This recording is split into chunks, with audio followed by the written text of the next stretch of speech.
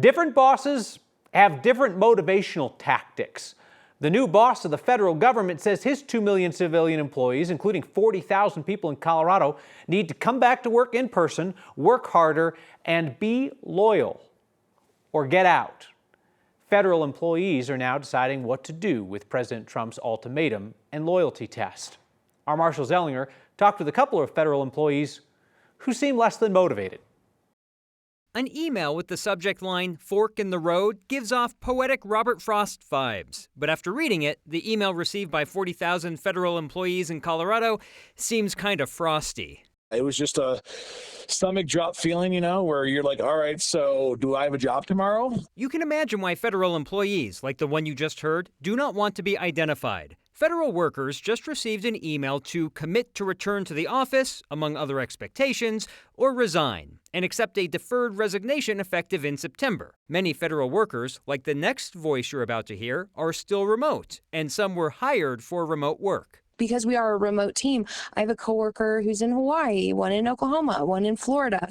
We're never together face to face other than on Teams. The union representing federal workers in 36 departments strongly urges federal workers to not resign in response to the email.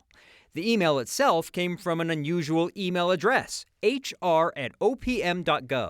OPM is the Office of Personnel Management, basically human resources for federal workers. One of the first emails from that new email address came with a warning to not click on the link in the email, which required a second email without the spam warning saying, no, really, this is a legit email address. We thought those emails were just phishing scams. We had no idea this was even real. After the commit or resign email yesterday, a web page with frequently asked questions was created. One of the FAQs, why am I being offered a deferred resignation? The answer, the federal workforce is expected to undergo significant near-term changes.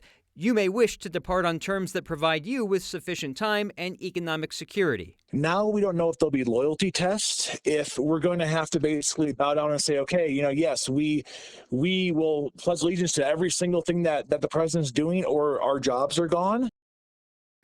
There is still uncertainty. If you were to resign, if you would actually get severance. One reason the recommendation is to not resign. Though the first FAQ on that website is, if I resign, am I expected to work until September? And the answer listed on the FAQ site is no, except in rare cases. So that idea that if I resign today, I'll get paid for the next 6-7 months.